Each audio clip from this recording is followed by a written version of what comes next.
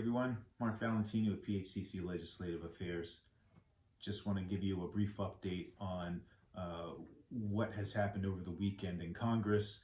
As you probably heard by now, Congress passed a fiscal year 2021 spending bill, and attached to this bill are number one, a COVID relief bill that is worth about $908 billion.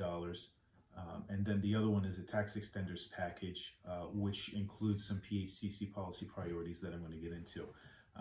First, I'll start with the bad news. Even though we were able to secure a number of our policy priorities in this legislation, the one thing that we couldn't secure was liability protection for small businesses, schools, and hospitals that would protect them against any kind of frivolous COVID claims brought by employees.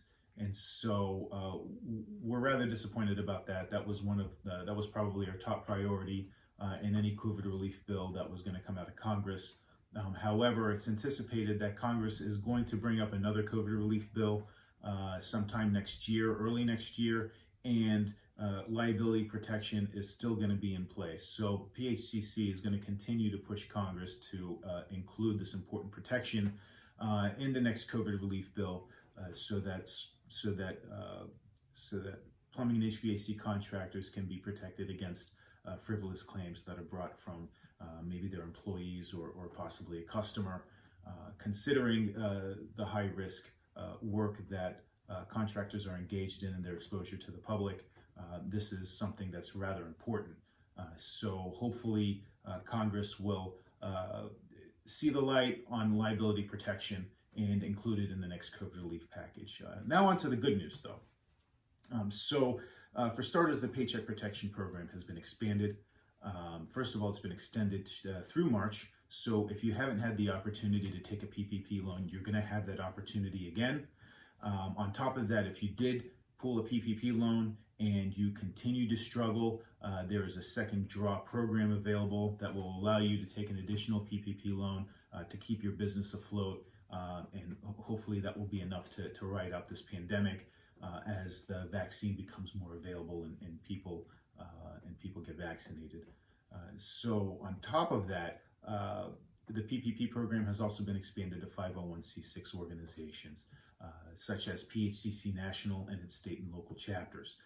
So as long as a 501c6 trade association or chamber of commerce has 300 or less employees, and they have less than $1 million in lobbying expenditures and less than 15% of their time is spent in doing lobbying activities, then that association should be able to qualify for a PPP loan. And PHCC should fall well within those parameters. So we feel pretty good about that. Most importantly, the IRS back in April 30th, issued guidance that stated that any qualified expenditures could not be deducted if those expenditures were made using PPP funds. And this was against the intent of Congress. The intent of Congress was to make this a tax-free grant, right? And so by not allowing qualified deductions, this essentially acts as a tax on your PPP loan. So Congress made sure to include some language to clarify that under no circumstances is your PPP loan to be taxed, and that no deductions shall be denied, regardless of whether or not they were paid with a PPP loan. So that's good news. That should provide you at least some certainty as we come close to tax time. On top of that, there are a number of non-COVID relief measures that were secured in this bill as well. Section 179D, which allows a tax credit for commercial buildings that invest in energy efficient infrastructure such as an HVAC system. That tax credit has been made permanent and it's adjusted for inflation. On top of that, Section 25C of the tax code, which provides a similar tax credit for residential customers, that tax credit has been extended for another year. So that should provide you HVAC contractors out there with a little something to sweeten the deal for any customers you might have that are on the fence about whether or not they want to install a new HVAC system.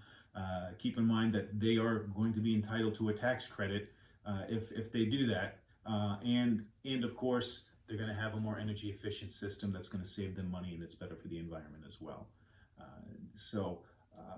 On top of that, the AIM Act, the American Innovation Manufacturing Act, was also included in this bill, which I know is a big priority for many of our manufacturing partners.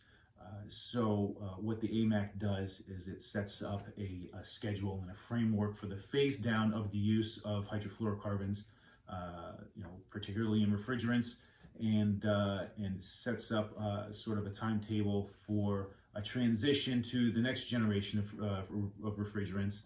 So this provides a lot of certainty in the HVAC sector as well. So this bill was a big win, particularly a big win for HVAC contractors. Again, I think it's something we should feel good about, considering the circumstances that brought us to this point.